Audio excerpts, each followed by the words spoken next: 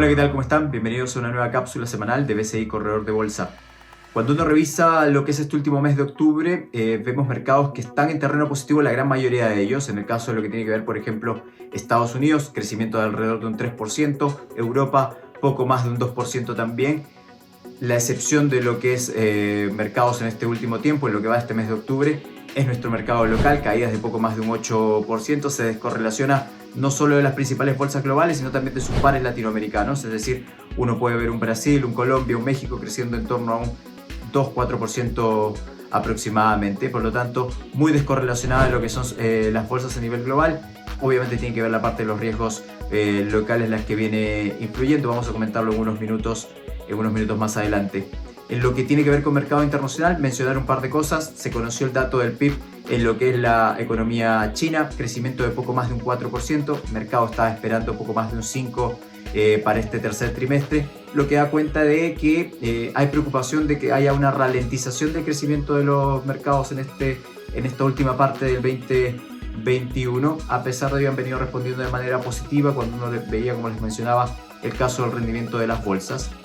Datos económicos a tener en cuenta, en el caso de datos macro, lo que son los PMI, que son estos índices de confianza, expectativas finalmente, tanto para lo que es Estados Unidos como Europa, así como también presentación de resultados de compañías norteamericanas que continúan. La semana pasada se dio el inicio oficial con los bancos, va alrededor de un 8% de compañías que han presentado. Se espera un crecimiento, las estimaciones dan cuenta de un crecimiento de alrededor de un 27% para lo que es este tercer trimestre en lo que respecta al crecimiento del S&P, de las empresas que forman parte del S&P en este tercer trimestre del 2021.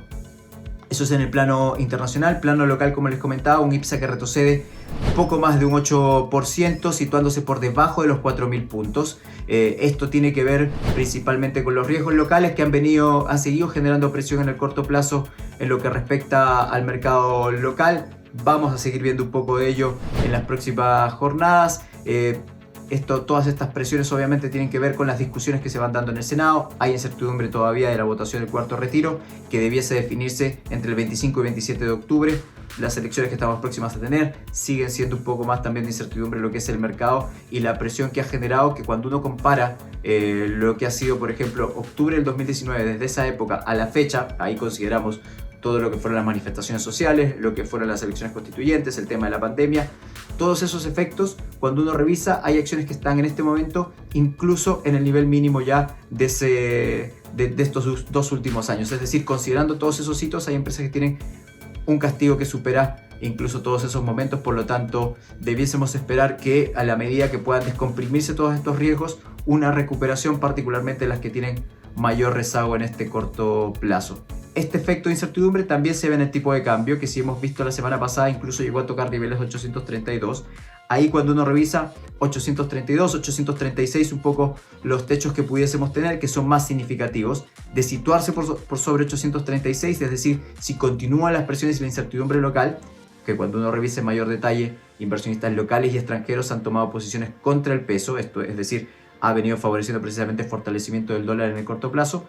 Ya si rompiese estos niveles antes mencionados, 850, 870, que ya son niveles máximos que precisamente cuando nos referimos a lo que es octubre del 2019, ese final de año 2019, en los cuales alcanzamos fuertes presiones en el corto plazo, serían los siguientes niveles de referencia, pero va a depender un poco si es que continúan esas presiones y además si es que el peso, por ejemplo, se correlaciona con monedas pares, porque cuando uno revisa lo que ha sido las últimas semanas, han tenido avances el peso mexicano, el real brasilero, monedas commodities como el dólar neozelandés, el australiano, por ejemplo. Por lo tanto, un peso chileno muy descorrelacionado en este último tiempo. Si lo viéramos recuperarse, los niveles de piso están alrededor de 807, 800, son las referencias más significativas que pudiéramos tener en el corto plazo, ya que la incertidumbre al menos va a seguir generando presiones para lo que es nuestro mercado local.